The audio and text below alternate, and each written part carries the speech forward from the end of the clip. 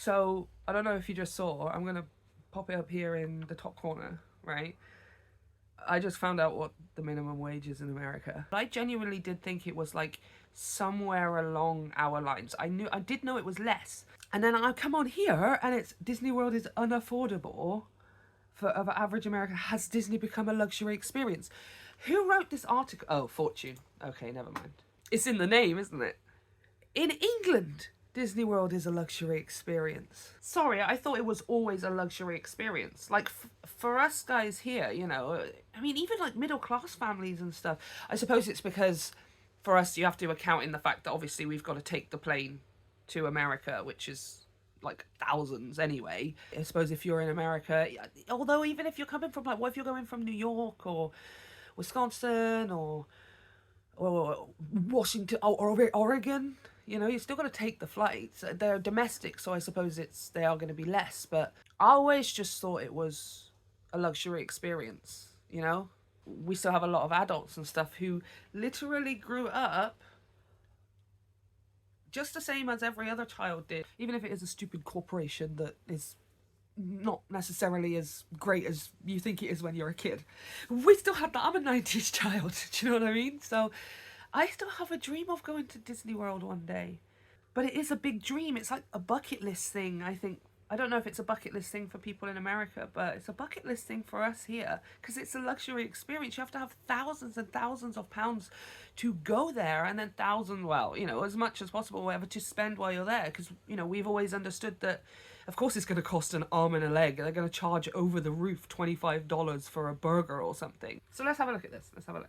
Okay, Disney World is unaffordable for average American families. Has Disney become a luxury experience? Well, Disney World is charging up to $194 for admission per person per day, pre-tax. Right, propelling a once attainable family vacation into the realm of a luxury experience that many Americans can no longer afford. 50 years ago, a family of four could visit for $262 in today's dollars. Even as the park expanded through the decades, ticket prices remained relatively modest. In 1988, when Animal Kingdom roared to life, a family of four could still enjoy peak season day for less than $300 in today's currency. Fast forward to 2025, the same family faces a staggering $766 pre-tax bill for 4 one-day peak season tickets. One day! One day!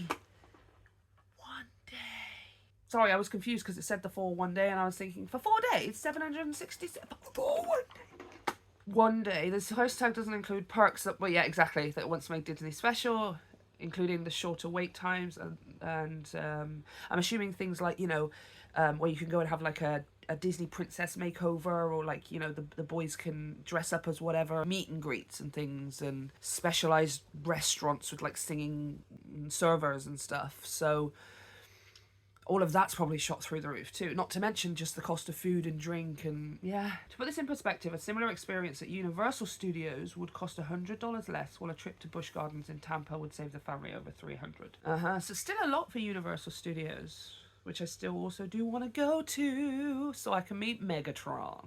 The stark price hike mirrors post-pandemic, where everyday Americans wrestle with wages gains that are not keeping up with ever higher prices. Yeah, it's very much the same over here, but again, at least, I mean, we've been fighting for minimum wage to go up. We're like, it goes up a little tiny bit. It never goes up according with inflation. Never.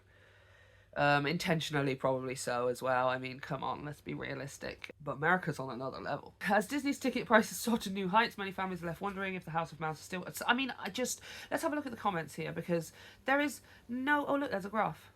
Price in $2025, yeah, 2016... 2020, yeah, I mean, that's utterly unbelievable, isn't it? But even back then, that would have been considered luxury for us. It's been luxury since I was freaking born. Let's have a look at the comments here. Hasn't it always been one? Thank you. Has been since I was a kid in the 1890s. 80/90s. They just keep raising the prices till the daily crowds become manageable. Capitalism, baby. Yes, I totally agree with what they're saying here. It's like it will increase it until we get the numbers down and stuff, so that, you know, it's more manageable. But I think it's also in terms of like the crowd being more manageable. Do you know what I mean? Like, there's this sort of socialized conditioning that the richer a person is, the more proper they are. They must be, because they have gotten all of these things. And even though, you know, so many of us could sit down and look at the actual information and facts and stuff and go, oh, that's not, obviously that's not how it works. Obviously that's not how it works. We're still kind of conditioned that way, you know? Well, they must be prim and proper. Like Elon Musk, he must be smart and genius because he created this company and these things, and he just blows up rockets whenever he wants to, and this, that, and everything else. And it's like, yeah, but he didn't actually make those things. Kind of what happens is, increasingly the higher class you go, if it's a conditioned higher class, if it's somebody who hasn't necessarily generated it or created it themselves, or it been passed on in an educational and sustainable manner, wealth I'm talking about, then, you know, they kind of just become entitled anyway, you know? So it's like, whilst the crowds may become more manageable, yes, in size, and they may become more manageable in sort of the logical reasoning sense of the richer somebody is, the more proper they are, so the more compliant they are, maybe they're less likely to get angry or rowdy or violent or aggressive or something like that or whatever, you know? And it's like, yeah, but that's not true, are they? Because they're the most entitled ones. A lot of kids who maybe are just handed Disney World as just like, yeah, we just do it every year, or we go once every couple of years or something, it's just taken for granted. They're not going to be more manageable. They're the far more demanding ones who are less appreciative. They're the ones that are more likely to kick off. They're the ones that are more likely to be violent and aggressive for not getting their own way, because they literally are so used to constantly always getting their own way. So maybe manageable in size, but maybe not other ways. I feel like my eyes are being opened a lot, not just at the obvious things, like, for example, realizing how low minimum wage is, but also realizing that there are a lot of Americans that they kind of feel the same way. So when things like this come up, that are just like, is Disney World a luxury experience and this and everything else, it's like, we always just assumed that it was, even for you guys. I didn't think when I was growing up it was a luxury experience just for British. I thought it was a luxury experience for Americans too, you know? And clearly Americans feel that way as well. And I just don't know how out of touch everybody is from each other.